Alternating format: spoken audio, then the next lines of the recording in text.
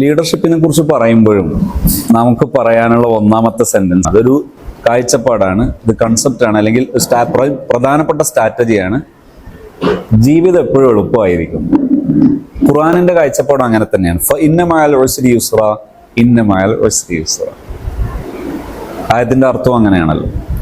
അതായത് ഇന്ന മഅൽ ഉസ്രി യുസ്റ, ഇന്ന മഅൽ ഉസ്രി യുസ്റ എന്ന ആ രണ്ട് ആയത്തിലെ അൽ ഉസ്ർ അത് മുഅറഫാണ്. മുഅറഫ് ഒന്നേ ഉള്ളൂ. മുഅറഫ് ഒന്നല്ലേ ഉണ്ടാവുള്ളൂ. അതേസമയത്ത് യുസ്റൻ എന്ന് പറഞ്ഞ രണ്ടും മുനക്കറാണ്, നെക്കിറയാണ്, എങ്കിൽ അത് രണ്ടും രണ്ടാണ്. അപ്പോൾ ആ രണ്ട് ആയത്തിലൂടെ പരാമർശിച്ചിരിക്കുന്നത് ലൈഫിൽ ഒരു ഉസ്റേ ഉള്ളൂ, പക്ഷെ യൂസർ രണ്ടുണ്ട്. ഒരർത്ഥം. നമ്മളതിന്റെ പ്രാക്ടിക്കലിലേക്ക് വന്ന് നോക്ക്. ലൈഫിലെ പ്രധാന മൂമെന്റ് ഒന്ന് ജനനം, മറ്റൊന്ന് മരണം. ഒന്ന് ജനനം, മറ്റൊന്ന് മരണം. പിന്നൊന്നെന്താണ്? ഇപ്പോൾ നിങ്ങൾ ജീവിച്ചിരിക്കുന്ന ജീവിത നിമിഷം അല്ലേ? അതിൽ ജനനം എന്ന നിമിഷത്തെയും മരണം എന്ന നിമിഷത്തെയും വെച്ച് മനസ്സിലാക്കിയാൽ ജീവിതം എന്നത് നമ്മൾ ഒട്ടും പണിയില്ലാത്തതാണ്. വളരെ സ്ലോ, എന്താ പറയുന്നത്, ഏറ്റവും നല്ല ഫ്ലോ ഉള്ള ഒരു സാധനമാണ്. സ്ലോ ആൻഡ് സ്മൂത്ത് ഫ്ലോ ഉള്ളതാണ് ലൈഫ്. ലൈഫ് അങ്ങനെയാണ്. അതാണ് ഏറ്റവും കൂടുതലുള്ളത്. അതാണ് ഏറ്റവും കൂടുതൽ. ലീഡർഷിപ്പിലേക്ക് വരുമ്പോഴും അവിടെ ഇത് തന്നെ വേണം. അവിടെ ഇത് തന്നെ വേണം. ഒന്ന്. ഇനി അടുത്തൊരു പോയിന്റ്, ലീഡർഷിപ്പ് എന്ന് പറയുന്നത് ലൈഫിലേക്ക് ചേർത്ത് നോക്കുമ്പോൾ അതിലൊരു സ്പെഷ്യാലിറ്റിയാണ്. ലൈഫിലൊരു സ്പെഷ്യാലിറ്റിയാണ് ലീഡർഷിപ്പ്, അല്ലേ? ഈ സ്പെഷ്യാലിറ്റി ഒരാളുടെ പ്രൊഫഷണൽ ആകുന്നത് അത് ഒരു ഗെയിം ഫീലിംഗ് ഉണ്ടാകണം. അയാളുടെ പാഷൻ ആയിരിക്കണം. അതൊരു ഗെയിം ഫീലിംഗ് ഉണ്ടാകണം. അഥവാ ഒരാൾ ലീഡർഷിപ്പിനെ കൃത്യമായി മുന്നോട്ട് കൊണ്ടുപോകാൻ ഉദ്ദേശിക്കുന്നുണ്ടെങ്കിൽ അയാൾ അതിനെ ഗെയിംഫിക്കേഷൻ ചെയ്യണം. എന്ന് പറഞ്ഞാൽ ലഘുവൽക്കരിക്കണം. നമ്മുടെ ലീഡർഷിപ്പ് മറ്റൊരാളെ, നമ്മൾ ആർക്കാണോ ലീഡറിങ് നൽകുന്നത്, ആരെയാണോ നാം ലീഡ് ചെയ്യുന്നത്, അവർക്ക് നമ്മുടെ ലീഡർഷിപ്പ് പ്രയാസാകാൻ പാടില്ല. ഫോർ എക്സാമ്പിൾ, ഞാൻ ഈ സദസ്സിനെ ലീഡ് ചെയ്യുന്നു എങ്കിൽ എൻ്റെ ലീഡിങ് നിങ്ങളെ ബുദ്ധിമുട്ടിക്കരുത്. Am I correct? അല്ലേ? അപ്പോൾ എൻ്റെ ലീഡിങ് നിങ്ങളെ ബുദ്ധിമുട്ടിക്കാതിരിക്കുമ്പോൾ I am leading my lead അല്ലെങ്കിൽ my position very easy, very simple. വളരെ സിമ്പിളായിട്ട് ഞാൻ എൻ്റെ ഈ സംഗതി ലീഡ്, അപ്പോഴാണ് ഞാൻ ജയിക്കുന്നത്. ലീഡർഷിപ്പിൽ കഴിയേണ്ടത് എന്താ? ഞാൻ ലീഡ് ചെയ്യുന്നവരെ മുന്നോട്ട് കൊണ്ടുപോകാൻ എനിക്ക് പറ്റണം. പക്ഷേ മുന്നോട്ട് കൊണ്ടുപോകുക എന്ന് പറയുന്നതിലെ പ്രധാന ഭാഗതയത്വം, ഇപ്പോൾ ഉദാഹരണം, ഇവിടെ നിങ്ങൾ ഭംഗിയായി ഇരിക്കുന്നു, അത് നിങ്ങളുടെ ഒരു പ്രോപ്പർട്ടിയാണ്. അത് നിങ്ങളുടെ കോൺട്രിബ്യൂഷനാണ്, നിങ്ങളുടെ ഹല്ലാണത്. ആ നിങ്ങളുടെ ഹല്ല് നിങ്ങൾക്ക് നിർവഹിക്കാൻ പറ്റണം. അത് എൻ്റെ റിസ്ക്കായി മാറാൻ പാടില്ല. അഥവാ നിങ്ങളിപ്പോ ഉദാഹരണത്തിന് ഒരു പ്രൊപ്പഗേഷൻ, ഒരു ദഅവത്തുമായി മുന്നോട്ട് പോകുന്നു. ദഅവത്തുമായി മുന്നോട്ട് പോകുന്ന സമയത്ത് നിങ്ങളുടെ ദഅവത്ത് എങ്ങനെയായിരിക്കണം? ഇന്നക ലാ തഹ്ദി മൻ അഹ്ബബ്ത, ഇന്നക ലാ തഹ്ദി മൻ അഹ്ബബ്ത. ആ ആയത്തിന്റെ പശ്ചാത്തലം നിങ്ങൾക്കറിയില്ലേ? തഫ്സീറുകൾക്കറിയാം. അതിന്റെ അർത്ഥം നിങ്ങൾ എന്ത് ചെയ്യേണ്ടതില്ല, നിങ്ങൾക്ക് കഴിയാത്ത തക്കല്ലുഫ് മോഡിലേക്ക് ലൈഫിനെ കൊണ്ടുപോകേണ്ടതില്ല. ലഅല്ലക ബാഖിഉൻ നഫ്സക അലാ ആസാരിഹിം. ആയത്തിന്റെ തഫ്സീറൊക്കെ ഓർമ്മയില്ല? എന്താ അവിടെ പറയുന്ന ആശയം? വിധങ്ങളോട് പറയാണ്, നിങ്ങൾ വല്ലാതെ കഷ്ടപ്പെടേണ്ട. അബസ വതവല്ല, അബസ വതവല്ല അൻ ജാഅഹുൽ അഅമ. ആയത്തിന്റെ പശ്ചാത്തലം എന്താ? നബിതങ്ങൾക്ക് ഏറ്റവും പ്രിയപ്പെട്ടതാണ് അബ്ദുല്ലാഹ് ഇബ്നു അഅമയായ സ്വഹാബിയുടെ പേര് അബ്ദുല്ലാഹ് റളിയല്ലാഹു അൻഹു. നബിതങ്ങൾക്ക് പ്രിയപ്പെട്ട ശിഷ്യനാണ് അബ്ദുല്ലാഹ് ഇബ്നു ഉമ്മു മക്തൂം, പ്രിയപ്പെട്ട സ്വഹാബിയാണ്. ആ സ്വഹാബി നബിതങ്ങൾ അടുക്കലേക്ക് വരുന്നു. നബിതങ്ങൾക്ക് പ്രിയപ്പെട്ടവരല്ല അധാർമികതയുടെയും ശൈഥില്യങ്ങളുടെയും ജീർണതകളുടെയും വക്താക്കളായ മുശ്രിക്കുകൾ. എല്ലാതരം അഹങ്കാരങ്ങളുടെ ആൾരൂപങ്ങളാണ് അവർ നിബിതങ്ങൾക്ക് പ്രിയപ്പെട്ടവരല്ല. പക്ഷെ അവരുടെ ശല്യം ഈ സമൂഹത്തിന് ഉണ്ടാകാതിരിക്കട്ടെ എന്ന് കരുതി അവരോട് നിബിതങ്ങൾ സന്ധി സംഭാഷണം നടത്തുന്നു. അപ്പോഴാണ് അബ്ദുല്ലാഹിബ്നു മക്തൂം റളിയല്ലാഹു വന്നിട്ട് പറയുന്നത്, അല്ലിംനി മിമ്മ അല്ലമക യാ റസൂലല്ലാഹ്. അപ്പൊ നബി സല്ലല്ലാഹു അലൈഹി വസല്ലം നിങ്ങൾക്ക് പ്രിയപ്പെട്ടത് ആരാ? സ്വാഭാവികമായും തന്റെ സ്വഹാബിയാണ്. ആ പ്രിയപ്പെട്ടവരെ മാറ്റി നിർത്തിയിട്ട് ഇവരോട് സമയം ചെലവഴിച്ച് കഷ്ടപ്പെടുമ്പോ അള്ളാഹു പറഞ്ഞത്, അങ്ങനെ കഷ്ടപ്പെടുമെന്ന് വേണ്ട നബിയെ, നിങ്ങൾ എന്ത് ചെയ്യണം? വളരെ ഈ മോഡിൽ ചെയ്യണം. യൂസർ മോഡിലെ നിങ്ങൾ, ഈസി മോഡിലെ നിങ്ങളുടെ ലീഡർഷിപ്പ് കൊണ്ടുപോകേണ്ടതുള്ളൂ.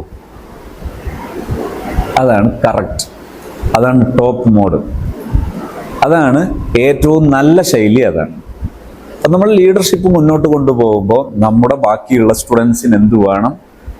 ഒരു ഗുഡ് ഫീലിംഗ് ഉണ്ടാകണം. അപ്പോഴാണ് നമ്മുടെ റൂട്ട് റെഡിയാകുന്നത്. പക്ഷെ അതിനെന്ത് വേണം? ആവശ്യമായ ഇന്റർവെൻഷനുകൾ, ആവശ്യമായ തദാഖുലുകൾ, ആവശ്യമായ ഇടപെടലുകൾ നിരന്തരം വരണം. ആ നിരന്തരം ഇടപെടലോടുകൂടെ, സൂപ്പർവിഷനോടുകൂടെ, നിരന്തരം ഉള്ള വിലയിരുത്തലുകൾ, ഒബ്സർവേഷനുകളോട് കൂടെ പോവുക എന്നത് സ്വാഭാവികമായും നമ്മുടെ ഇഷ്ടവിഷയമായിരിക്കണം. എഡിറ്റിംഗ്, നമ്മളെപ്പോഴും ഒരു എഡിറ്റബിൾ ആയിരിക്കണം. തിരുത്തലുകൾക്ക് വിധേയമാവുക എന്നത് നമ്മുടെ ഒരു സുഖമായിരിക്കണം. ഉദാഹരണത്തിന്, ഞാൻ ഇവിടെ നിങ്ങളുടെ മുമ്പിൽ ഇരിക്കുന്നു, എനിക്കൊരു മിസ്റ്റേക്ക് ഉണ്ടാകാം. ആ മിസ്റ്റേക്ക് ഉണ്ട് എന്ന് നിങ്ങളിൽ ഒരാൾ ചൂണ്ടിക്കാണിച്ചു തരുമ്പോൾ അത് തിരുത്താൻ എനിക്ക് കഴിയുക എന്നത് എൻ്റെ കഴിവാണ്, എൻ്റെ യോഗ്യതയാണ്. തിരുത്താൻ എനിക്ക് പ്രയാസമുണ്ടെങ്കിൽ അതെൻ്റെ കുറവാണ്, അതെൻ്റെ കഴിവുകേടാണ്. ഒരു ലീഡറുടെ ഏറ്റവും പ്രധാനപ്പെട്ട ഒരു ക്വാളിറ്റിയാണ്, ഞാൻ എപ്പോഴും എഡിറ്റിങ്ങിന് വിധേയമാണ്, അതിന് ഞാൻ അഡാപ്റ്റബിൾ ആണ്, അതിന് ഞാൻ വിധേയമാണ്, ഫ്ലെക്സിബിൾ ആണ് എന്നത് ഒരു ലീഡറുടെ ക്വാളിറ്റിയാണ്. ഞാൻ സമ്പൂർണനാകണം, അഥവാ പെർഫെക്റ്റ്, ഇറ്റ്സ് ഓക്കെ, നല്ലതാണ്. അതേസമയത്ത് പെർഫെക്ഷനിസം എന്ന് പറയുന്നത് നെഗറ്റീവാണ്. നന്നായി പ്രവർത്തിക്കുന്നു, നന്നായി പ്രവർത്തിക്കാൻ ശ്രമിക്കുന്നു, അതൊരു ലീഡറുടെ നല്ല ക്വാളിറ്റിയാണ്. അതേസമയത്ത് നന്നായി പ്രവർത്തിക്കുന്നതിനിടയിൽ എവിടെയെങ്കിലും ഒരു മിസ്റ്റേക്ക് സംഭവിക്കുന്നു. ആ മിസ്റ്റേക്ക് സംഭവിക്കുമ്പോഴേക്ക് ലീഡർ ക്ഷീണിക്കാൻ പാടില്ല, തിരുത്തി മുന്നോട്ട് പോവുക. No failure in life, only feedback. Feedback is a strong knowledge. നമ്മുടെ ലൈഫിൽ ഒരു മിസ്റ്റേക്ക് ഉണ്ടായാൽ ആ മിസ്റ്റേക്ക് ആണെന്ന് തിരിച്ചറിയുന്നത് ഒരു ഫീഡ്ബാക്കാണ്. ഫീഡ്ബാക്ക് ഒരു ശക്തമായ അറിവാണ്.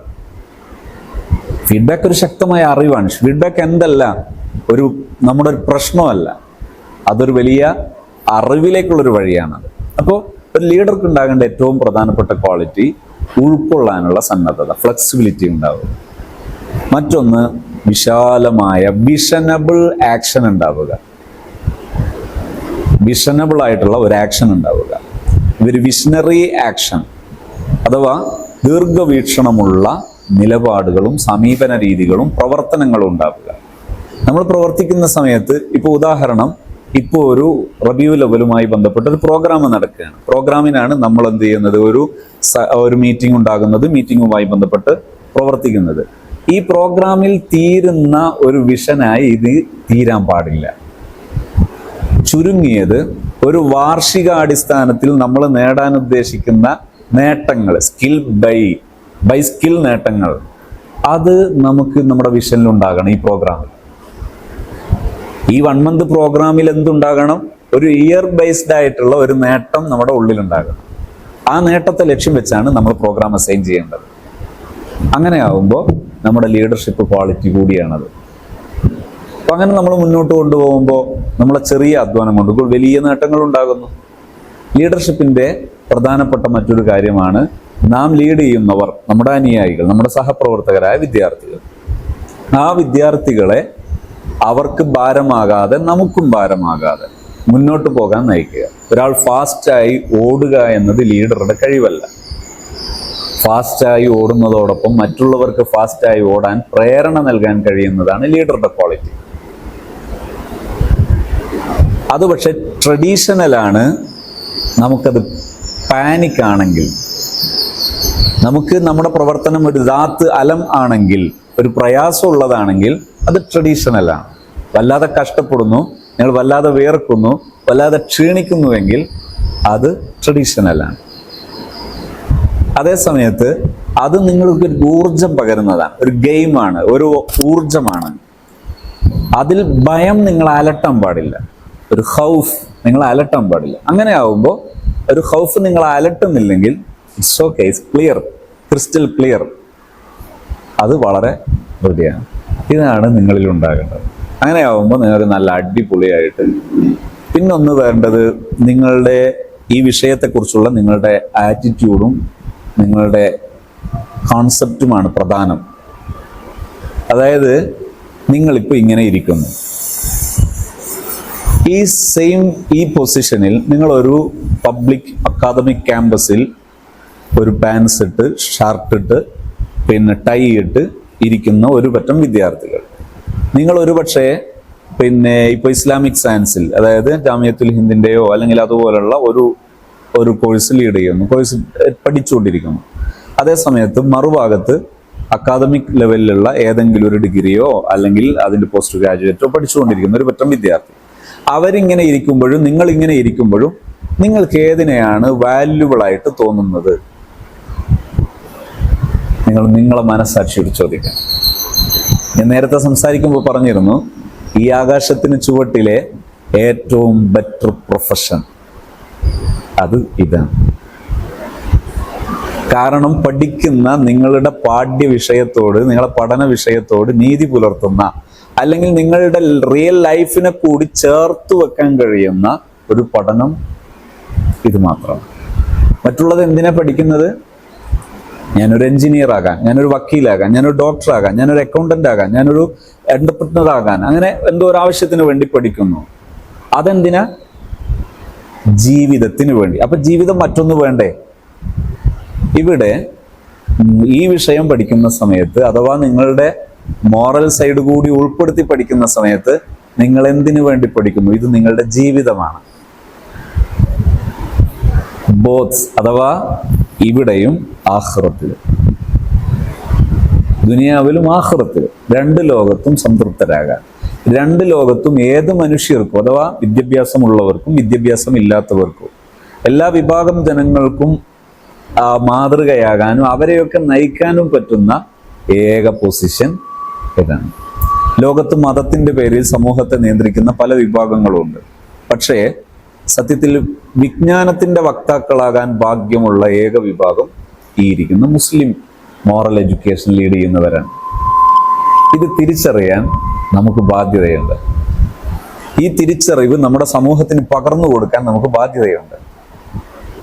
നിങ്ങൾ അറിവിന്റെ ലോകത്തെക്കുറിച്ച് അന്വേഷിച്ചു നോക്കൂ. ഇന്ന് നിലനിൽക്കുന്ന മെഡിക്കൽ സയൻസിന്റെ റിസോഴ്സ് പോലും ഇബ്നു സീനയുടെ പിന്നെ അൽ ഖാനൂൻ ഫി തിബ്ബാണ്. ഇന്ന് പോലും ഈ ഞാൻ ഇപ്പൊ സംസാരിച്ചു കൊണ്ടിരിക്കുന്ന റൈറ്റ് നൗ, ഈ നിമിഷം വരെ വൈദ്യലോകത്തെ നിരവധി കണ്ടെത്തലുകളുടെ തുടക്കക്കാർ. ഇനി പോകട്ടെ, ഏറ്റവും വലിയ മനുഷ്യന് സാമ്പത്തിക നേട്ടങ്ങൾ നൽകുന്ന ഒന്നാണ് വാനലോകവുമായി ബന്ധപ്പെട്ട പഠനങ്ങൾ. ആസ്ട്രോണമി ആണെങ്കിലും ആസ്ട്രോളജി ആണെങ്കിലും മറ്റ് വാനലോകവുമായി ബന്ധപ്പെട്ട പഠനങ്ങളാണെങ്കിലും. അതിന്റെ പ്രധാനപ്പെട്ട തെളിവാണ് കുറച്ചു മുമ്പ് 2G സ്പെക്ട്രവുമായി ബന്ധപ്പെട്ട ഒരു അഴിമതി നടന്ന സമയത്ത് ആ അഴിമതി തുക എന്തായിരുന്നു നിങ്ങൾ ഓർക്കുന്നുണ്ടോ?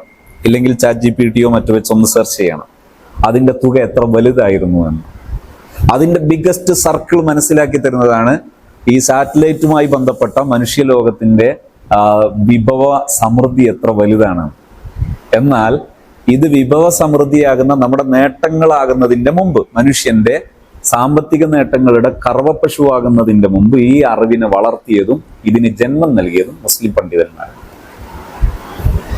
ഇങ്ങനെ വൈജ്ഞാനിക ലോകത്തെ ഏതെടുത്ത് പരിശോധിച്ചു നോക്കിയാലും, ഇപ്പോ ഓഷ്യോളജി, അതായത് സമുദ്രശാസ്ത്രം എന്ന പേരിൽ നിലവിൽ വരുന്നതിന്റെ മുമ്പ് സമുദ്രത്തെക്കുറിച്ച് അഗാധമായ പഠനം നടത്തിയ ഏക സോഴ്സ് പരിശുദ്ധ ഖുർആനാണ്. സമുദ്രത്തെക്കുറിച്ച് പഠനം നടത്താൻ നിങ്ങൾ പറ്റുമെങ്കിൽ പുസ്തകം വായിക്കണം കേട്ടോ. ആ ഭാഗം വായിക്കണം. അത് വായിക്കുന്ന സമയത്ത് മനസ്സിലാക്കാൻ പറ്റും എന്തുകൊണ്ടാണ് അതിനെ പഠന വിധേയമാക്കിയത്. അതിൻ്റെ അഗാധമായ ഇരുട്ടുകളാണ് അതിൻ്റെ ഒരു പഠന വിഷയം. എന്നാൽ ഖുർആനിന്റെ പ്രയോഗം പോലും ആ ഇരുട്ടിനെ മുഴുവനായി അനലൈസ് ചെയ്യുന്നതാണ് അതിൻ്റെ പദപ്രയോഗം പോലും. ഇങ്ങനെ ഏത് വിജ്ഞാന ശാഖയെയും ഖിയാമത്ത് നാൾ വരെ മനുഷ്യലോകത്ത് വരുന്ന എല്ലാ വിജ്ഞാന ശാഖയെയും അതിനെ എത്ര വികസിച്ചാലും ആ വികസിച്ചതിൻ്റെ അല്പം ഡിഗ്രി മേലെ നിന്നുകൊണ്ട് അതിനെ വിവരിക്കാൻ ശേഷിയുള്ള ഏക സ്രോതസ്സാണ് പരിശുദ്ധ ഖുർആൻ. എങ്കിൽ ഇത്തരം ഒരു വിജ്ഞാനത്തിന്റെ വക്താക്കളായ നാം സമൂഹത്തോട് ഈ ഒരു വിഷയം ഈ ഒരു പൊസിഷനാണ് വിജ്ഞാനത്തിൻ്റെതെന്ന് പറയാൻ നമുക്ക് കടപ്പാടില്ലേ? ഈ യാഥാർത്ഥ്യത്തെ മറച്ചു വെക്കേണ്ടവരാണോ നമ്മൾ? അല്ല, നമ്മൾ ഈ യാഥാർത്ഥ്യത്തെ സമൂഹത്തിന്റെ മുമ്പിൽ പറയേണ്ടവരാണ്. നമ്മൾ ചുരുങ്ങരുത്, ജീവിതത്തിൽ ചുരുങ്ങിപ്പോകരുത്, ജീവിതത്തെ ചുരുക്കി വരക്കരുത്. ഞാൻ പറയുമ്പോൾ നിങ്ങൾ തെറ്റിദ്ധരിക്കരുത്. നിങ്ങൾ ജീവിതത്തിൽ നിങ്ങളെ കരിയർ പ്ലാൻ ചെയ്യുമ്പോൾ മിനിമം ഒരു എഞ്ചിനീയർ ആകാൻ പഠിക്കുന്നു, അല്ലെങ്കിൽ ഒരു അധ്യാപകനാകാൻ പഠിക്കുന്നു, അതുമല്ലെങ്കിൽ ജീവിതത്തിലെ നിങ്ങൾക്കും നിങ്ങളെ ഭാര്യയാകാൻ പോകുന്ന ഒരു പെണ്ണിനും 2 കുട്ടിക്കും ആവശ്യമായ വരുമാനം കിട്ടാൻ വേണ്ടി പഠിക്കുന്നു എന്ന ചെറിയ വൃത്തത്തിന്റെ വക്താക്കളായി ദയവായിട്ട് നിങ്ങൾ ചുരുങ്ങരുത്. നിങ്ങളൊരു സമൂഹത്തെ നയിക്കുന്നവരായി വളരാൻ നിങ്ങൾ വികസിക്കണം. ആ വിശാലമായ കാഴ്ചപ്പാട് നിങ്ങൾക്കുണ്ട്. ഇതെൻ്റെ റിക്വസ്റ്റ് മാത്രമാണ്, ഉപദേശിക്കാൻ ഞാൻ നിങ്ങളത്ര വലുതായിട്ടില്ല. അതേസമയത്ത് ലീഡർഷിപ്പിനെ കുറിച്ച് പറയുമ്പോൾ എനിക്ക് സൂചിപ്പിച്ചൊരു വിഷയമാണ്, നിങ്ങൾ ഈ വിദ്യാർത്ഥി കാലത്താണ് നിങ്ങൾ ഇതൊക്കെ ഡിസൈൻ ചെയ്യേണ്ടത്. ഈ വിദ്യാർത്ഥി കാലം തന്നെയാണ് വലുതാകുന്നത്. ഈ വിദ്യാർത്ഥി കാലത്ത് നിങ്ങളുടെ ആക്ടിവിറ്റികൾ എത്ര ചെറുതായോ നിങ്ങളെ ലൈഫ് ആ വൃത്തത്തിന്റെ വലിയ രൂപം മാത്രമാണ്. വിദ്യാർത്ഥി കാലം നിങ്ങൾ എങ്ങനെ ഡിസൈൻ ചെയ്യുന്നോ അതിനനുസരിച്ചാണ് നിങ്ങൾ വലുതായത്. അതുകൊണ്ട് ഞാൻ വളരെ സ്നേഹിക്കുന്ന, അതിലേറെ ബഹുമാനിക്കുന്ന എൻ്റെ പ്രിയപ്പെട്ട വിദ്യാർത്ഥികളായ നിങ്ങളോട് എനിക്ക് പറയാനുള്ളത് ഇതാണ്. നിങ്ങൾ അങ്ങനൊരു വിഷനുള്ള വരുന്ന ലോകത്തെ പ്രതിസന്ധി ഉള്ളതെന്ന് പറയരുത്. എത്രയാണോ പ്രതിസന്ധി അതിൽ മടങ്ങ് അതിൻ്റെ പരിഹാരവും കൂടെയുണ്ട്. ടെക്നോളജിയെ പ്രതിസന്ധിയായി അവതരിപ്പിക്കുന്നവരുണ്ടാണോ? ടെക്നോളജി പ്രതിസന്ധിയല്ല. നേരത്തെ നിങ്ങൾ 3 മാസം എടുത്ത് പഠിക്കുന്നത് ഇപ്പൊ നിങ്ങൾക്ക് 3 ദിവസം എടുത്ത്, നേരത്തെ നിങ്ങൾ 3 മാസം എടുത്ത് പഠിക്കുന്നത് ഇന്ന് 3 ദിവസം എടുത്ത് ഡിസൈൻ ചെയ്യാൻ പറ്റുന്നതാണ് നിങ്ങളുടെ AI ടൂളുകൾ. അതിനെ നിങ്ങൾ എന്തിന് പ്രതിസന്ധി എന്ന് വിളിക്കണം? ഡിവൈസുകൾ, നേരത്തെ ടോർച്ചിന് മറ്റൊരായുധം വേണമായിരുന്നു, കണക്ക് കൂട്ടാൻ കാൽക്കുലേറ്റർ വേറെ വേണമായിരുന്നു. അതുപോലെ ജോലിയുടെ ഒരു വിഷയം അസൈൻ ചെയ്യാനോ അല്ലെങ്കിൽ അതിനെ കൃത്യമായി വിലയിരുത്താനോ അതിനെ ഒബ്സർവ് ചെയ്യാനോ മറ്റൊരു സിസ്റ്റം വേണമായിരുന്നു. ഒരു ഗൂഗിൾ ഷീറ്റോ അല്ലെങ്കിൽ എക്സലോ വേറെ വേണമായിരുന്നു.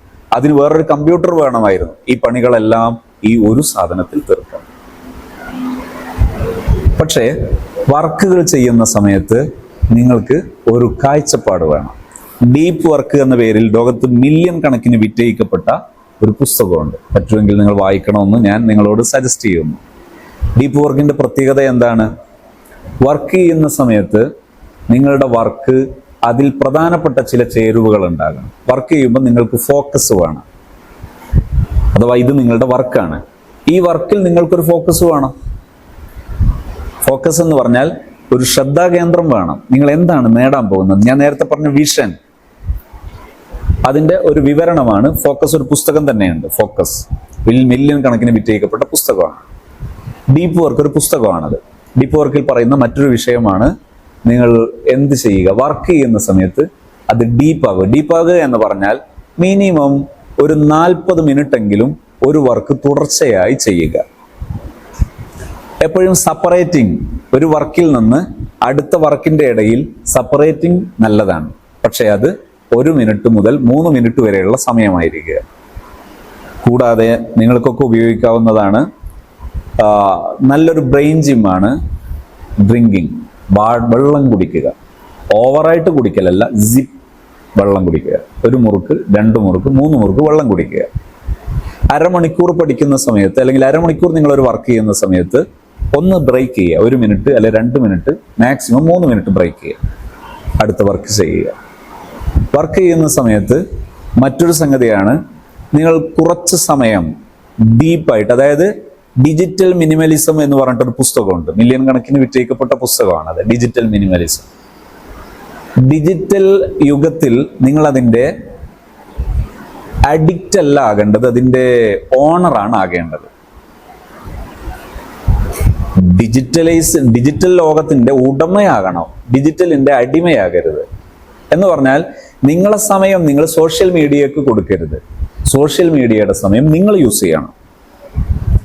നിങ്ങൾക്ക് അൽബുർഹാനിൽ നിന്ന് കിട്ടുന്ന നല്ലൊരു മെസ്സേജ് നിങ്ങൾക്ക് ഒരു 1,00,000 പേരിലേക്ക് എത്തിക്കണം. നിങ്ങൾ സോഷ്യൽ മീഡിയ നിങ്ങൾ യൂസ് ചെയ്യൂ. നിങ്ങളുടെ മണിക്കൂർ സോഷ്യൽ മീഡിയക്ക് കൊടുക്കല്ലേ. മനസ്സിലാകുന്നുണ്ടോ? ഡിജിറ്റൽ മിനിമലിസത്തിന്റെ ഒരു സന്ദേശമാണത്. അതിന്റെ ഡീപ്പ് ലെവലിലുള്ള പഠനത്തിന് നിങ്ങൾക്ക് ഉപയോഗിക്കാവുന്നതാണ്. പിന്നെ പറ്റുമെങ്കിൽ നിങ്ങൾ വായിക്കണം, a breath becomes air when a breath becomes air. ലോകത്ത് അറിയപ്പെട്ട 2 ന്യൂറോളജിസ്റ്റുകളുടെ ലൈഫാണത്. അതിൽ പറയുന്ന പ്രധാന സന്ദേശം എന്താ പറഞ്ഞാൽ, ഇന്ത്യൻ സ്വദേശികളായ അമേരിക്കയിൽ ജനിച്ചു വളർന്ന തമിഴ്നാട് സ്വദേശിയായ ഒരു പോൾ കാളിനിധി എന്നാണ് എൻ്റെ ഓർമ്മ ശരിയാണെങ്കിൽ, അവരുടേതാണ് ആ പുസ്തകം. ന്യൂറോളജിസ്റ്റായിട്ട് പറന്ന് ജീവിക്കുന്ന ഒരു കാലം. അദ്ദേഹത്തിൻ്റെ ലങ്സിന് ക്യാൻസർ സ്ഥിരീകരിക്കുന്നു. അദ്ദേഹം ചികിത്സയ്ക്ക് വിധേയരാകുന്നു. അപ്പോഴാണ് അദ്ദേഹം ആലോചിക്കുന്നത്, ഞാൻ എന്തിനായിരുന്നു ഒരു ന്യൂറോളജിസ്റ്റ് ആയത്? എന്തിനാ? എനിക്കെന്താ നേട്ടം? ഭാര്യയുമായി കൂടിയാലോചന നടക്കുന്നു, നമുക്കൊരു കുഞ്ഞു വേണ്ടേ, വേണമെന്ന് തീരുമാനത്തിലെത്തുന്നു. ഒരുപാട് സംഘർഷങ്ങൾക്ക് ശേഷം കുഞ്ഞു ജനിച്ച് കുഞ്ഞിന്റെ കൂടെ ജീവിക്കുമ്പോഴാണ് അവർ തിരിച്ചറിയുന്നത്, ഇതിനു വേണ്ടി ആയിരുന്നു ഞാൻ ന്യൂറോളജിസ്റ്റ് ആയത്. ഞാൻ എന്തിനാ ഒരു ഡോക്ടർ ആയത്? എന്തിനാ ഡോക്ടർ ആകുന്നത്? ശമ്പളം കിട്ടാൻ. ശമ്പളം കിട്ടിയിട്ട് എന്താക്കാനാ? ജീവിക്കാൻ. അപ്പൊ ജീവിതം വേറെ വേണ്ടേ? ജീവിതം ഇല്ലെങ്കിൽ പിന്നെ എന്തിനായിരുന്നു? അപ്പോഴാണ് അവർ പറയുന്നത്, നിങ്ങൾ ആദ്യം ദയവായി ജീവിതം അറിയൂ. ജീവിതം സ്ഥിരപ്പെടുത്തിയിട്ട് ജീവിതത്തിന് വേണ്ടി ജോബുകളും നിങ്ങളുടെ കരിയറുകളും പ്ലാൻ ചെയ്യും. അത് പറയുന്നൊരു പുസ്തകമാണ്. ഇവിടെയാണ് നമ്മളൊക്കെ സമൂഹത്തോട് പറയുന്നത്, നമ്മളെ സഹോദരിമാരോടൊക്കെ നമ്മൾ പറയുന്നത്, ഇന്ന് വളർന്നു വരുന്ന സഹോദരിമാരുടെയൊക്കെ പ്രശ്നം എന്താ? അവർക്ക് ഡോക്ടർ ആകണം, നേഴ്സ് ആകണം, എഞ്ചിനീയർ ആകണം, ടീച്ചർ ആകണം. എന്തിനാ? വയ്യ, വീട്ടിൽ ജീവിക്കാൻ വയ്യ. അഥവാ സ്വന്തം ഒരു ഫാമിലി ലൈഫ്, ഒരു ഒരു ഹ്യൂമൻ ലൈഫ്, ആ ലൈഫില്ലാത്ത ഒരു തരം ജീവിയായി, അഥവാ ഒരു മനുഷ്യ ജീവിതത്തെ ഭയപ്പെടുന്ന, മനുഷ്യ ജീവിതത്തെ ജീവിക്കാൻ വയ്യാത്ത ഒരു പറ്റം പരാജിതർ. ഞാനതിനെ ആരോഗ്യകരമായി വിമർശിക്കുന്നു. ഞാൻ പറയുന്നത് അങ്ങനെയാണ്. ആ ജീവിതത്തെ പേടിച്ചിട്ട് ഫോർ ലൈഫിന് വേണ്ടി ജീവിക്കുന്നു. അപ്പോ അവർക്ക് ലൈംഗികത നഷ്ടപ്പെടുന്നു, അവർക്ക് സ്നേഹം നഷ്ടപ്പെടുന്നു, അവർക്ക് റിലേഷനുകൾ നഷ്ടപ്പെടുന്നു, അവരാഭാസങ്ങൾ കാണിക്കുന്നു. അതാണ് ഇന്ന് ഒരുപാട് ഈ ഇസങ്ങൾ കുറെ വരുന്നുണ്ടല്ലോ ഇപ്പോൾ. എന്തൊക്കെയാ പുതിയ ലോകത്തെ, വിദ്യാർത്ഥി ലോകത്ത് വരുന്ന ഇസങ്ങൾ? കുറെ എപ്പിസ്റ്റമോളജികളും അതുപോലെ കുറെ സംഗതികളൊക്കെ ഉണ്ടാകുന്നത് അവിടെ നിന്നാണ്. അതൊരു ഡിസോർഡർ ആയിരുന്നു. യഥാർത്ഥ ജീവിതം കണ്ടെത്താൻ കഴിയാത്തതിൻ്റെ ഒരു പരാജയത്തിന്റെ ബൈ പ്രൊഡക്റ്റ് ആണ് അതൊക്കെ. അവിടെ നമുക്ക് വളരെ ഭംഗിയായി സമൂഹത്തോട് പറയാൻ കഴിയും, ജീവിതം കൊണ്ട് പറയാൻ പറ്റും. അവിടെ നമ്മുടെ ജീവിത വൃത്തം വരക്കുമ്പോൾ, പ്ലീസ് നിങ്ങൾ എന്ത് വരക്കും? ഒരു ബിഗ്ഗസ്റ്റ് സർക്കിൾ വരക്കും. നിങ്ങളെങ്കിലും സമൂഹത്തിന് മാതൃക കാണുക. പണ്ഡിതർ എന്ന് പറഞ്ഞാൽ, പ്രത്യേകിച്ച് മുസ്ലിം പണ്ഡിതർ എന്ന് പറഞ്ഞാൽ, നിങ്ങൾ ചുരുങ്ങി ജീവിക്കേണ്ടവരല്ല. അങ്ങാടിയിൽ പോകാൻ പറ്റാത്തവർ, കടപ്പുറത്ത് പോകാൻ പറ്റാത്തവർ, അല്ലെങ്കിൽ ഒരു ഗാർഡൻ കാണാൻ പറ്റാത്തവർ അല്ല. ഈ സമൂഹത്തിന്റെ എല്ലാ ഭാഗങ്ങളെയും സ്പർശിക്കാൻ, എല്ലാ ഭാഗത്തെയും നയിക്കാൻ, അതിനെയൊക്കെ ലീഡ് ചെയ്യാൻ പറ്റുന്ന ഈ ആകാശത്തിന് ചുവട്ടിലെ ഏറ്റവും സമുന്നതരായ വിഭാഗമാണ് മുസ്ലിം പണ്ഡിതൻ. അതുകൊണ്ട് ബി എ സ്കോളർ. ഇതാണ് എനിക്ക് നിങ്ങളോട് പറയാൻ. അപ്പൊ ഞാൻ കരുതുന്നത് നിങ്ങളൊക്കെ അതിന് പറ്റുന്നവരാണ്. നിങ്ങളുടെ ഫേസ് അത് വിളിച്ചോതുന്നുണ്ട്. നിങ്ങളുടെ ഓരോരുത്തരുടെ മുഖത്തും ആ ഒരു വെളിച്ചവും, ആ ഒരു പ്രതീക്ഷയും, ആ ഒരു ഹോപ്പ് അത് തെളിഞ്ഞു നിൽക്കുന്നുണ്ട്. നിങ്ങൾക്കത് കഴിയട്ടെ എന്ന് ആത്മാർത്ഥമായി ആഗ്രഹിക്കുകയും നിങ്ങളോടത് ആവശ്യപ്പെടുകയും കൂടെ ചെയ്യും. ഇൻഷാ അല്ലാഹ് നിങ്ങൾക്ക് എന്തെങ്കിലും ഇടപെടെങ്കിൽ ഇടപെടാം.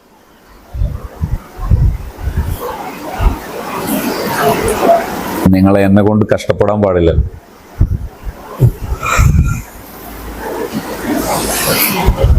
നിങ്ങളെ ഫീലിംഗ് എങ്ങനെ? നിങ്ങളെ കാഴ്ചപ്പാടുകളും നിങ്ങളെ അനുഭവങ്ങളും നിങ്ങളൊക്കെ നിങ്ങൾ ഈ ജനറേഷന്റെ നേഷൻ നിങ്ങളാണ്. നമ്മൾ ഔട്ട് ഓഫ് നേഷനാണ്. ഇതിന്റെ സ്വദേശികൾ നിങ്ങളാണ്. നിങ്ങളെ അപേക്ഷിച്ച് നമ്മൾ ഈ യുഗത്തിന്റെ അല്ലെങ്കിൽ ഈ കാലഘട്ടത്തിന്റെ അല്ലെങ്കിൽ ഈ സംവിധാനങ്ങളുടെ ഔട്ട് ഓഫ് നേഷൻ ആണെന്ന് പറയണം. നിങ്ങൾ അപേക്ഷിച്ച് അതിൽ സീനിയോറിറ്റി നിങ്ങൾക്കാണ്.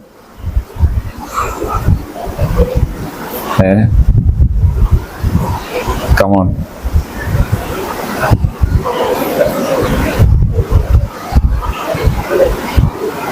നിങ്ങൾക്ക് ഇതിന്റെ ഓപ്പോസിറ്റ് സൈഡിലും പറയാട്ടോ.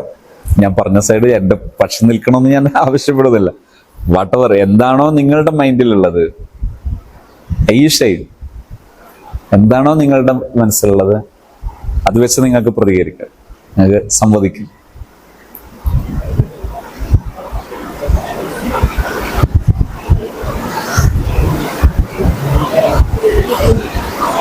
എന്തും you are welcome, all of you. മർഹബൻ ബിക്കും.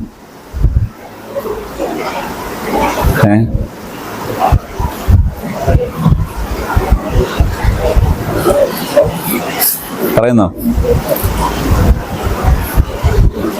നിങ്ങളെ ഭയങ്കര ഇത് പറയണം അല്ല, നിങ്ങളതായ ലെവൽ, നിങ്ങളതായ മനസ്സിലുള്ള നിങ്ങളെ ലെവലിൽ പറയട്ടെ. എന്തു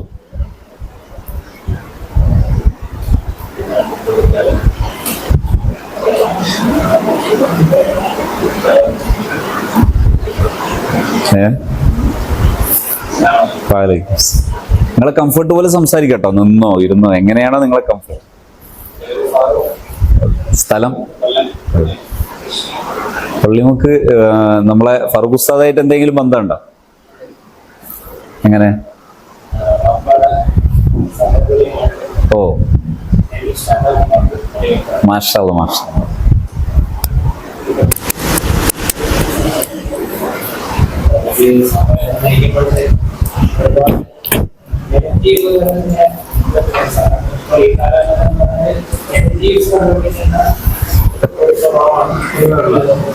വേണേ അത് പിടിച്ചാൽ നിങ്ങളെ സൗണ്ട് ഇതിൽ റെക്കോർഡാണ്. സൗകര്യം. നെഗറ്റീവുകളാണ് കൂടുതൽ ഉണ്ടായിക്കൊണ്ടിരിക്കുന്നത്. അപ്പോൾ അങ്ങനെ വരുമ്പോൾ പുതുതായിട്ട് ഒരാൾ ലീഡർഷിപ്പിലേക്ക് വരുമ്പോൾ അവരുടെ ഫോക്കസ് എന്തിലാകണം പറഞ്ഞാൽ ഇങ്ങനെ മുന്നോട്ടുണ്ട്. ഫോക്കസ് നമ്മൾ സമൂഹം നമ്മളെ കുറിച്ചൊരു നെഗറ്റീവ് പറയുമ്പോൾ, ഇപ്പോ നമ്മളിവിടെ വെച്ച് എന്താ സംസാരിക്കുന്നത്? വളരെ നല്ല കാര്യമല്ലേ? നമ്മളെ രണ്ടു കൂട്ടരുടെയും ലക്ഷ്യം നല്ലതല്ലേ? ഇതിനെക്കുറിച്ചൊരു മൂന്നാം കക്ഷി മോശം പറഞ്ഞാൽ നമ്മൾ എന്ത് ചെയ്യണം? എൻ്റെ വിശ്വാസം എനിക്കറിയാം, നമ്മുടെ വിശ്വാസം നമുക്കറിയാം. നിങ്ങൾ സാറ്റിസ്ഫൈഡ് അല്ലേ നമ്മളിപ്പോൾ ഇത്രയും സംസാരിച്ചതിൽ? അല്ലേ? നമ്മൾ നെഗറ്റീവ്സ് ഒന്നും ഇല്ലല്ലോ. അപ്പൊ ഒരു മൂന്നാം കക്ഷി ഇതിനെക്കുറിച്ച് നെഗറ്റീവ് പറഞ്ഞാൽ നമ്മൾ എന്ത് ചെയ്യണം? ഒന്നാമതായി ബി അവെയർ ഓഫ് യു. നമ്മളിൽ നമ്മൾ അവെയർ ആവുക. നമ്മൾ അത്ര ശേഷി മറ്റൊരാൾക്കും നമ്മളിലില്ല. നമ്മുടെ അത്ര ശേഷി മറ്റൊരാൾക്കും നമ്മളിലില്ല. ഇത് നമ്മൾ വിശ്വസിച്ചാൽ ഇനി നമ്മളിൽ കടന്നു കയറാൻ ഒരാൾക്കും കഴിയില്ല. എപ്പോഴാണ് മറ്റൊരാൾക്ക് നമ്മളെ അതിക്രമിച്ച് കടക്കാൻ കഴിയുന്നതെന്നറിയോ? വിമർശിക്കുന്ന ആളെ നാം എന്ത് ചെയ്യുന്നു? നമ്മളെക്കാൾ വിശ്വസിക്കുന്നു. മറ്റൊരാൾ എന്നെ വിമർശിച്ചപ്പോൾ അത് എന്നെ ഹേർട്ട് ചെയ്യുന്നു എങ്കിൽ ഞാൻ എന്നിൽ അവെയർ അല്ല. ഞാൻ എന്നിൽ അവെയർ ആണെങ്കിൽ ഞാനൊന്ന് പുഞ്ചിരിച്ചാൽ മതി. ഇപ്പൊ ഒരാളിങ്ങനെ ആരോപിക്കുകയാണ് ഈ കുട്ടികളെ ദുരുപയോഗം ചെയ്യാണ്, അല്ലെ വേറെ എന്തോ പറയാണ്, ആ സമയത്ത് ഞാൻ എന്തേ ചെയ്യേണ്ടതുള്ളൂ? ആണോ എന്ന് പറഞ്ഞാൽ മതി. അതിനു പകരം ഞാനാകെ വാദോരാതെ വിമർശിക്കുന്നു, രോഷാകുലനാകുന്നു. മിസ്റ്റേക്ക്. അപ്പൊ എന്താ ചെയ്യേണ്ടത്? മറ്റൊരാൾ നമ്മുടെ നെഗറ്റീവുകൾ കാണുമ്പോൾ നാം നമ്മിൽ അവെയർ ആവുക. നിങ്ങളൊരു 100 സ്പീഡിൽ ഓടുകയാണ്. നിങ്ങളൊരു വാഹനമായിട്ട് 100 സ്പീഡിൽ ഓടുകയാണ്, അനുവദിക്കപ്പെട്ട വേഗതയിൽ 100 സ്പീഡിൽ ഓടുകയാണ്. അവിടെ മറ്റൊരു കക്ഷി നിങ്ങളെ വിമർശിക്കുകയാണ്. അയാൾ 10 സ്പീഡിൽ ഓടുകയാണ്. നിങ്ങളുടെ സ്പീഡ് കുറക്കണോ? വേണ്ട, നിങ്ങൾ മൈൻഡ് ചെയ്യേണ്ടതില്ല. നിങ്ങൾ അതിനനുസരിച്ച് സ്പീഡ് കുറക്കുമ്പോൾ നിങ്ങളുടെ ലക്ഷ്യത്തെത്തൂല. ഞാൻ ഇവിടെ എത്താൻ വേണ്ടി കോഴിക്കോട് നിന്ന് യാത്ര ചെയ്യുന്നു. ആ യാത്രയിൽ മറ്റൊരാളുടെ വിമർശനം കേൾക്കാൻ വേണ്ടി ഞാൻ എൻ്റെ 100 സ്പീഡ് 20 സ്പീഡാക്കണോ? വേണ്ട. ഇതാണ് എനിക്ക് പറയുന്നത്. അതായത് നിങ്ങൾ ലക്ഷ്യവുമായി ഇറങ്ങുമ്പോൾ വിമർശകരെ എന്ത് ചെയ്യേണ്ടതില്ല. അതായത് നെഗറ്റീവുകൾ കാണാൻ ഇറങ്ങുന്നവരെ നമ്മൾ അതിൻ്റെ പേരിൽ നമ്മുടെ സ്പീഡ് കുറക്കേണ്ടതില്ല. അതേസമയം ഒരാൾ പറയാണ് നിങ്ങൾ സ്റ്റാൻഡ് തട്ടിയിട്ടില്ല എന്ന് പറയാണ്, അത് സ്റ്റാൻഡ് നേരെയാക്കിക്കോ. അതിനുവേണ്ടി എന്ത് ചെയ്യണ്ട, നിങ്ങൾ സ്പീഡ് കളയണ്ട, നിങ്ങൾ അങ്ങോട്ടും ഇങ്ങോട്ടും ഫൈറ്റിന് പോകണ്ട. ഫൈറ്റ് ചെയ്യുമ്പോഴാണ് നിങ്ങൾ സ്പീഡ് കുറയ്ക്കേണ്ടി വരുന്നത്. ഇങ്ങോട്ടൊരാൾ നമ്മുടെ നെഗറ്റീവ് പറയുമ്പോൾ നമ്മൾ അങ്ങോട്ട് അയാളുടെ റേഞ്ചിലേക്ക് നമ്മൾ ഇറങ്ങലാണ് ഫൈറ്റിംഗ്. ഇങ്ങോട്ട് വരുന്ന നെഗറ്റീവ്സുകളെയെല്ലാം ഫൈറ്റ് ചെയ്യാൻ പോവുക എന്നത് എന്ത് ചെയ്യലാണ്, നമ്മൾ അവരോട് താതാത്മ്യപ്പെടലാണ്. ഒരു ഹൈ വോള്യൂം റേഞ്ചിൽ ഓടിക്കൊണ്ടിരിക്കുന്ന നാം ഏതോ ഒരു റേഞ്ചിലുള്ള ഒരു മനുഷ്യൻ വിമർശിക്കുകയോ നെഗറ്റീവ് പറയുകയോ ചെയ്യുമ്പോൾ അയാൾക്ക് സ്ലോ ആക്കി കൊടുക്കേണ്ട കാര്യമൊന്നുമില്ല. പക്ഷെ നമ്മൾ നോക്കണം, നമ്മൾ റെഡിയാണോ, എവിടെയെങ്കിലും മാറ്റം വരുത്തണം. ഉണ്ടെങ്കിൽ ഡു എഡിറ്റ്. നിങ്ങൾ എന്ത് ചെയ്യും, ദയവായിട്ട് എഡിറ്റിന്റെ ആവശ്യമുണ്ട് ചെയ്തോ. പക്ഷെ എന്ത് ചെയ്യരുത്, ഫൈറ്റ് ചെയ്യാൻ പോകണ്ട. ഇതിന് നബിതങ്ങൾ പറഞ്ഞ ഒരു ശൈലിയ വാക്കാണ് തഅഫു അമ്മൻ ളലമക് തുഅതി മിൻ ഹറമക്. തഅഫു അമ്മൻ ളലമക്, ഇങ്ങോട്ടൊരാൾ അക്രമമായിട്ട് വരുമ്പോൾ ഫോർഗീവ്. സ്റ്റാൻഡേർഡ് ആണത്. നമ്മൾ അവർക്കെതിരെ അവരുടെ രൂപത്തിലേക്ക് താഴേക്കിറങ്ങാതിരിക്കുന്നതിന് പറയുന്ന പേരാണ് ഫോർഗീവ്. വിട്ടേ, അതാണ് അതിന്റെ റൂൾ. അപ്പം ഈ ന്യൂനതകൾ കാണുമ്പോൾ, ഉദാഹരണത്തിന് ഇപ്പോൾ പുതിയ ജനറേഷൻ എല്ലാവരും വിമർശിക്കുക. ചിലപ്പോൾ ഒരു പക്ഷെ നിങ്ങളൊരു നല്ല പദ്ധതിയായിട്ട് ഇറങ്ങുമ്പോൾ വിമർശിച്ചേക്കാം. വിമർശിക്കുമ്പോൾ നിങ്ങളുടെ ക്വാളിറ്റികൾ നേരത്തെ എന്ത് ചെയ്യണം, അസൈൻ ചെയ്തു വെക്കണം. എന്താ, നിങ്ങളുടെ ഗുരുനാഥന്മാരോട് കൂടിയാലോചിക്കുന്നു, നിങ്ങൾ ആ വിഷയത്തെക്കുറിച്ച് പഠിക്കുന്നു, അഥവാ വിഭവങ്ങൾ സംഭരിക്കുന്നു. പിന്നെ നിങ്ങൾ എന്ത് ചെയ്യരുത്, ഈ അർത്ഥശൂന്യമായ വിമർശനങ്ങൾക്ക് അഥവാ ന്യൂനതകൾ കാണാൻ മാത്രം പഠിച്ചവർക്ക് നിന്നു കൊടുക്കരുത്. B fast, run fast. എന്ത് ചെയ്യരുത്, നിന്നു കൊടുക്കരുത്. നമ്മളെപ്പോഴും തിരുത്താൻ എപ്പോഴും സന്നദ്ധാകുക. അതായത് ഒരു മിസ്റ്റേക്ക് ആണെന്ന് തോന്നിയാൽ അത് തിരുത്തണം. ഫൈറ്റ് ചെയ്യൽ അതാണ് പരാജയം. ഒരാൾ നമ്മളൊരു 500 രൂപ എടുത്ത് 500 രൂപ വളരെ പ്രതീക്ഷയോടെ പോക്കറ്റിൽ ഇടുകയാണ്. അപ്പൊ ഒരു കുട്ടി വന്നിട്ട് പറയുന്നു 20 രൂപ കാണിച്ചിട്ട് 500 കളഞ്ഞേ, ഇതാണ് വലുത്, ഈ 500 കളയണോ? വേണ്ട. പാവം, ആ കുട്ടി നാളെ മനസ്സിലായിക്കോളും. 1ാം ക്ലാസ്സിൽ എത്തിയിട്ടുള്ളൂ, 3ാം ക്ലാസ്സിൽ എത്തുമ്പോൾ പഠിച്ചു. നമ്മളിപ്പോ വെയിറ്റ് ചെയ്യും, ഇപ്പൊ അതിനു വേണ്ടി സമയം കളയണ്ട. ചിരിച്ചാൽ മതി, ആ കുട്ടിയോടൊന്ന് പുഞ്ചിരിച്ചാൽ മതി. അപ്പോൾ വിമർശനത്തെ എങ്ങനെ കാണണം? ആരോഗ്യകരമായിട്ട് കാണണം. വിമർശനത്തെ ഫൈറ്റ് ചെയ്യരുത്. ഫൈറ്റ് ചെയ്യൽ നെഗറ്റീവാണ്. ഫൈറ്റ് ചെയ്യുന്നത് എപ്പോഴാ? നിങ്ങൾ 100 സ്പീഡ് പോകുന്ന ആള് നിങ്ങൾ 10ലേക്ക് ഇറക്കി നിങ്ങളെ സമയം കളയുന്നു. അപ്പൊ എന്ത് ചെയ്യരുത്, നിങ്ങൾ ഫൈറ്റ് ചെയ്യാൻ പോകരുത്. ഓക്കെ. പിന്നെ ശ്രദ്ധിക്കേണ്ടത്, നിങ്ങൾ ചോദിച്ചതിൽ മറ്റൊരു അർത്ഥമാണ്. ഇപ്പൊ വീട്ടിൽ നിന്നൊക്കെ ആവുമ്പോൾ പാരൻസ്, ഇപ്പൊ ചിലർക്കൊക്കെ പാരൻസ് ഒക്കെ നമ്മുടെ റേഞ്ചിലായിക്കൊള്ളണം എന്നില്ല. പാരൻസ് നിങ്ങളെ വിമർശിക്കുന്നുണ്ടെങ്കിൽ നിങ്ങൾ ആ വിമർശനത്തെ അല്ല നേരെ അഡ്രസ്. വിമർശനങ്ങൾ എന്ന് പറഞ്ഞാൽ ഞാൻ ഉദ്ദേശിക്കുന്നത്, നിങ്ങൾ ഉസ്താദുമാരൊക്കെ അംഗീകരിച്ച ഒരു നന്മയുമായി ബന്ധപ്പെട്ട് മുന്നോട്ട് പോകുമ്പോൾ പാരൻസ് വിമർശിക്കുന്നുണ്ടെങ്കിൽ നിങ്ങൾ ആ വിമർശനത്തിലല്ല കൂടുതൽ ശ്രദ്ധ കൊടുക്കേണ്ടത്. പകരം നിങ്ങൾ അവരുമായി തമ്മിലുള്ള റിലേഷനിൽ എവിടെയോ മിസ്റ്റേക്ക് ഉണ്ടോ എന്ന് ചെക്ക് ചെയ്യണം. അഥവാ വീട്ടിലേക്ക് ചെല്ലുമ്പോൾ നിങ്ങൾ ഉപ്പയുടെ മുഖത്ത് നോക്കി ഒന്ന് പുഞ്ചിരിക്കാൻ സമയം കിട്ടിയിരുന്നോ?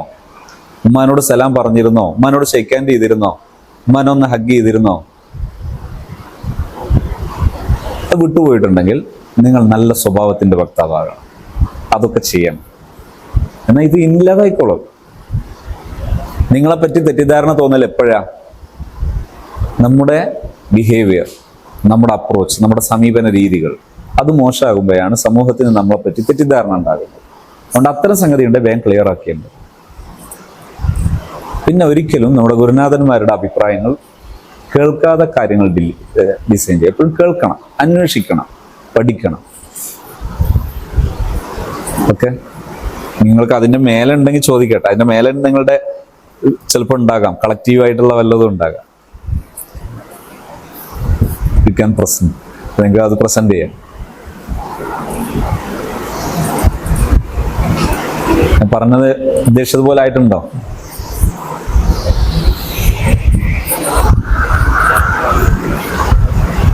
ഈ ഒരു വിഷയം വളരെ മർമ്മമാണ്. ഏതെന്നറിയോ? നമ്മളെ ഈ ഓൾഡ് ജനറേഷൻ അല്ലെങ്കിൽ നമ്മുടെ അഡൽട്സ് മേലെ ഉള്ളവർ നമ്മളെ വിമർശിക്കുന്നുണ്ടെങ്കിൽ നിങ്ങൾ ഏറ്റവും കൂടുതൽ ശ്രദ്ധിക്കേണ്ടത് ഇതാണ്. അതായത് അവരുമായുള്ള നമ്മുടെ ബന്ധം എങ്ങനെ. ഒരു സമൂഹത്തിലെത്തിയാൽ, നിങ്ങളുടെ വീട്ടിലെത്തിയാൽ, നിങ്ങളുടെ വീട്ടിലുള്ളവരെ ഫേസ് ചെയ്യാറുണ്ടോ? ഒന്ന് പുഞ്ചിരിക്കാൻ നിങ്ങൾക്ക് സമയം ഉണ്ടാകാറുണ്ടോ? അവരോട് സലാം പറയും, എന്തൊക്കെയുണ്ട് ഉമ്മ വിശേഷം ചോദിക്കുന്ന, അത് നിങ്ങളുടേത് സ്ലാങ്ങിലും സന്ദർഭോചിതമായി അങ്ങനെ ചോദിക്കുന്ന ഒരു സാഹചര്യം ഉണ്ടോ? ഇല്ലെങ്കിൽ അത് അനിവാര്യമാണ്. അത് അനിവാര്യമാണ്. അതില്ലാത്തിടത്താണ് എല്ലാ യുദ്ധങ്ങളും ഉള്ളത്. നിങ്ങൾ ഏത് പ്രശ്നമുള്ള ഒരു അന്തരീക്ഷത്തിൽ, വീട്ടിൽ, മഹലിൽ, സ്ഥാപനത്തിൽ, സംഘടനയിൽ, എവിടെ പോയാലും അവിടെ ഒരു പ്രശ്നമുണ്ടോ നിങ്ങൾ വെറുതെ ഒന്ന് പരിശോധിച്ച് നോക്കൂ. അവിടെയുള്ള വക്താക്കൾ പരസ്പരം മുഖം നോക്കുന്നുണ്ടോ? പരസ്പരം പുഞ്ചിരിക്കുന്നുണ്ടോ? പരസ്പരം സലാം പറയുന്നു, സന്തോഷത്തോടെ സലാം പറയുന്നു? ഉണ്ടാകില്ല. അപ്പൊ ശ്രദ്ധിക്കേണ്ടത് അത്തരം ആക്ടിവിറ്റീസുകൾ നമുക്ക് വേണം. കാരണം സ്വഭാവം അതാണ് എല്ലാം. മിസാനിൽ ഏറ്റവും കൂടുതൽ തൂക്കം കിട്ടുന്ന ഒരു സ്വഭാവമാണ്. ആ സ്വഭാവം ആദ്യം ഉണ്ടാകേണ്ടത് നമുക്കാണ്. അപ്പൊ ഞാൻ നിങ്ങൾക്ക് ക്ലാസ് എടുക്കാൻ വരുന്നു, അപ്പൊ ഞാൻ നിങ്ങളെ മേലെയാണെന്ന് ഞാൻ ചിന്തിക്കും, അതൊരു ബ്ലണ്ടറാണ്. ഞാൻ ക്ലാസ് എടുക്കുന്നത് കൊണ്ട് ഞാൻ നിങ്ങളെ മേലേന്ന് ചിന്തിക്കുന്നത് ഒരു ബ്ലണ്ടറാണ്. അങ്ങനെയൊന്നുമില്ല. മേലെ താഴെന്ന് തീരുമാനിക്കാനായിട്ടില്ല, വേറെയാ ലോകം. ഇവിടെ മാർക്കിനായിട്ടില്ല, മാർക്കിടുന്ന ലോകം വേറെയാണ്. ഇത് കഴിഞ്ഞിട്ടുള്ള ഒരു ലോകമുണ്ട്, അവിടെയാണ് മാർക്ക്. ഇവിടെ നമ്മൾ മാർക്കിടാനായിട്ടില്ല. അപ്പോൾ തൽക്കാലം ഞാൻ ഇവിടെ ഇരിക്കുമ്പോൾ മൈക്ക് എനിക്കാണ് കൂടുതൽ കിട്ടുന്നത് എന്നുള്ള ഒരു പൊസിഷൻ ഉള്ളത് കൊണ്ട് എനിക്ക് നിങ്ങളോട് ചിരിക്കേണ്ടതില്ല, അല്ലെങ്കിൽ എനിക്ക് നിങ്ങളെ ഒരു മൈൻഡ് ചെയ്യേണ്ടതില്ല എന്ന് തോന്നുന്നുണ്ടെങ്കിൽ ഫീ ഖൽബി മറളുൻ, ഐ ഹാവ് സം ഡിസീസ്. മനസ്സിലായി? നമ്മൾ ആരായാലും അതൊക്കെ തിരുത്തം. നല്ല മനസ്സ്, നല്ല പെരുമാറ്റം, നല്ല സമയം. അപ്പൊ തന്നെ ഒരു വക വിമർശനങ്ങളും കുറ്റപ്പെടുത്തലൊക്കെ നിലയ്ക്കും. ഒന്ന് പുഞ്ചിരിച്ചാൽ തീരുന്നതാണ് ലൈഫിലെ മിക്കവാറുള്ള ക്രിറ്റിസിസം മൈൻഡൊക്കെ. ആൾക്കാർ നമ്മളെ വിമർശിക്കുന്നതൊക്കെ എന്തുകൊണ്ടാണ്? ഞാൻ കാണുന്നില്ല ആരെയും. നാം ഒരു അങ്ങാടിയിൽ ഇറങ്ങിയപ്പോൾ അങ്ങാടിയെ കാണുന്നില്ല. നമ്മളൊരു വീട്ടിൽ ചെന്നപ്പോൾ വീട് നമ്മൾ കാണുന്നില്ല. നമ്മളൊരു സദസ്സിൽ ചെന്നപ്പോൾ സദസ്സ് നമ്മൾ കാണുന്നില്ല. നാം നമ്മളിലേക്ക് ചുരുങ്ങി. നമ്മളൊന്നുണ്ടോ? ഇല്ല. അവിടെയാണ് പ്രശ്നം. അവിടെയാണ് ക്രിറ്റിസിസം ഒക്കെ വരുന്നത്. അവിടെയാണ് കുറ്റപ്പെടുത്തലുകൾ വരുന്നത്. അഥവാ നമ്മളെ മറ്റൊരാൾ ബ്ലെയിം ചെയ്യുന്നുണ്ടെങ്കിൽ അതിൻ്റെ മുമ്പ് സാന്ദർഭിക ഭാഷ കൊണ്ട് നമ്മളെ അവർ ബ്ലെയിം ചെയ്യുന്നുണ്ടാകും. ശ്രദ്ധിച്ചു നോക്കിയാണ്. സാന്ദർഭിക ഭാഷ കൊണ്ടുള്ള ബ്ലെയിമിങ് എന്ന് പറഞ്ഞാൽ നമ്മൾ അവിടെ ചെയ്തിട്ട് അവരാരെയും മൈൻഡ് ചെയ്തിട്ടില്ല. അതിന്റെ അർത്ഥം യു ആർ നത്തിങ് എന്ന് നമ്മൾ അവിടെ ഒരു പറയാണ്.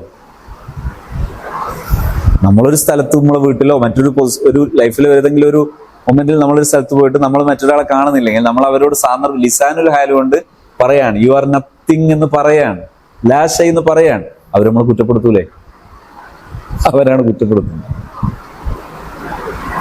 അപ്പോൾ വേഗം അത്തരം ചേഞ്ച് ചെയ്യാനുണ്ടെങ്കിൽ ചേഞ്ച് ചെയ്യാം. എന്നിട്ട് റൺ ഫാസ്റ്റ്.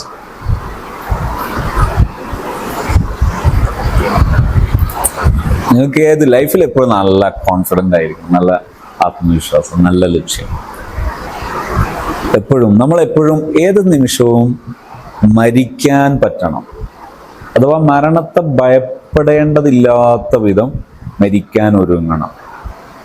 ഈ നിമിഷം മരിച്ചാൽ ഹാപ്പി. പറഞ്ഞാൽ അങ്ങനെ ചെയ്യുന്നതെല്ലാം നന്മയായി ചെയ്യാലോ. മുസ്ലിം അങ്ങനല്ലേ? വീട്ടിലാണെങ്കിലും, പള്ളിയിലാണെങ്കിലും, കോളേജിലാണെങ്കിലും, ക്യാമ്പസിലാണെങ്കിലും, യാത്രയിലാണെങ്കിലും, ബസ്സിലാണെങ്കിലും, അങ്ങാടിയിലാണെങ്കിലും എല്ലാം ഒരു മുസ്ലിമിന് അപ്പോഴൊക്കെ നന്മയുടെ ആളാകാം. അതുകൊണ്ട് തന്നെ എപ്പോഴും ഗരീബൻ, നല്ല റാഹത്ത്, അതായത് ആരോടും യാതൊരുവിധ നെഗറ്റീവും ഇല്ലാത്ത മനസ്സോടെ ജീവിക്കുക. അപ്പൊ അത്തല്ലാഹു ബിഖൽബിൻ സലീം. ചോദിക്കട്ടോ, നിങ്ങളെ ചോദിക്കാന്ന് പറഞ്ഞാൽ എല്ലാം പറയാന്നുള്ള അർത്ഥത്തിലല്ല, നിങ്ങളുടെ മനസ്സിലെ നല്ല ആശയങ്ങളെ കേൾക്കാമെന്ന ആശയത്തോടെ.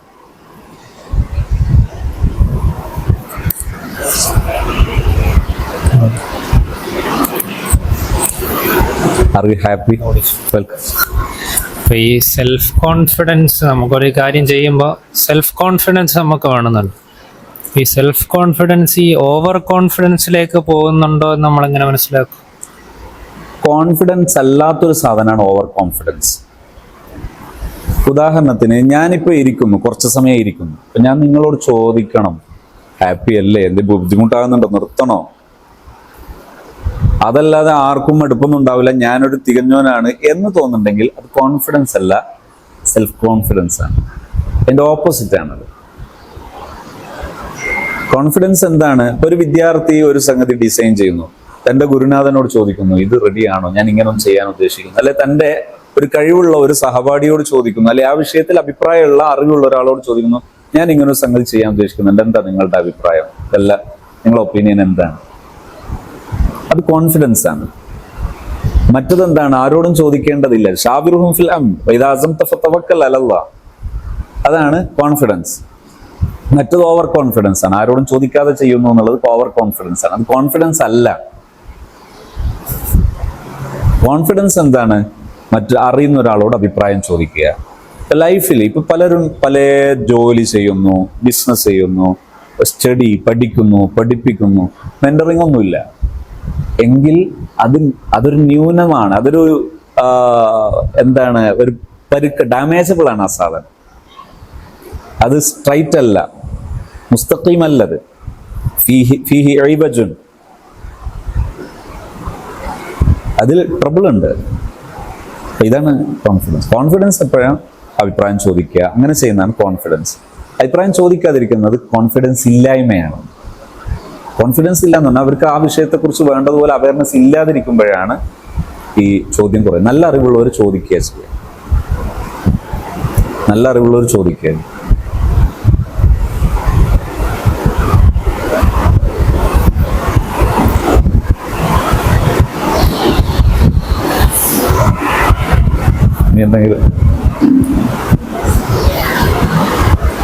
നിങ്ങൾ വിമർശനാത്മകമായും ചിന്തിക്കട്ടോ.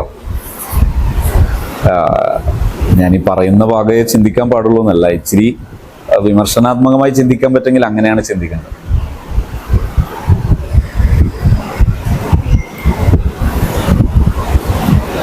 ക്രിട്ടിക്കൽ തിങ്കിങ്, വിമർശനാത്മകമായ ചിന്ത, പോസിറ്റീവായി, അഥവാ ഇതിന് ഓപ്പോസിറ്റ് ആയിക്കൂടെ എന്നുള്ള അർത്ഥത്തിലാണ് ചിന്തിക്കുക. അപ്പോഴാണ് കൂടുതൽ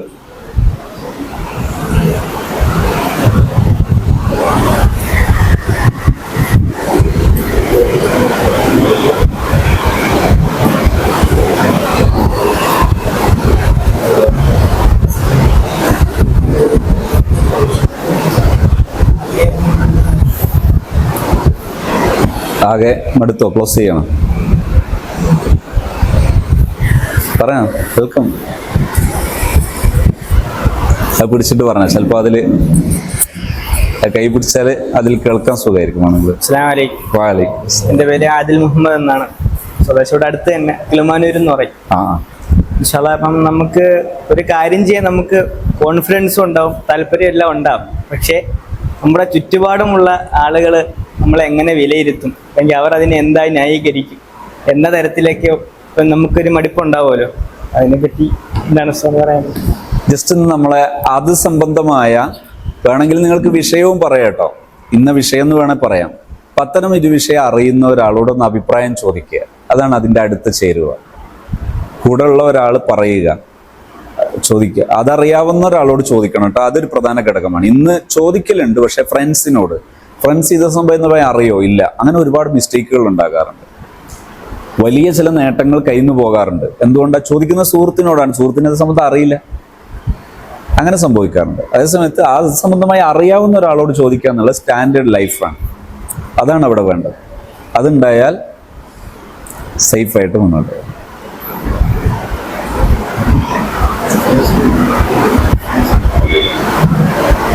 എല്ലാറ്റിനും അന്ധമായി വഴങ്ങുന്നവരാകുന്നത് പോസിറ്റീവല്ല, മറിച്ച് നമ്മൾ പഠിക്കണം. ഒരന്വേഷണാത്മകമായ ഒന്നിന് വഴങ്ങാവും, ശരികൾക്കേ വഴങ്ങാവും, ശരികൾക്കേ വഴങ്ങാവും. അന്ധമായി ഒന്നിന് വഴങ്ങുന്നവരാകരുത്, അതൊരു പോസിറ്റീവ് അല്ല. കാരണം നിങ്ങൾ അന്ധമായി വഴങ്ങി ശീലിച്ചാൽ നിങ്ങൾക്ക് ഇനി നാളെ സംസാരിക്കാനുള്ളത് വളരെ പ്രൊഡക്റ്റീവായ ഒരു സമൂഹത്തോടാണ്, വളരെ ക്രിയാത്മകമായ ഒരു സമൂഹത്തോടാണ് നിങ്ങൾക്ക് നാളെ സംസാരിക്കാനുള്ളത്. അതുകൊണ്ട് ഇന്ന് നിങ്ങൾ അന്ധമായി അനുകരിക്കുന്നതിന് പകരം പ്രമാണബദ്ധമായി അല്ലെങ്കിൽ യുക്തിസഹജമായി അംഗീകരിക്കാൻ പറ്റുന്നൊരു തത്വത്തോടാണ് നിങ്ങൾ വഴങ്ങേണ്ടത്.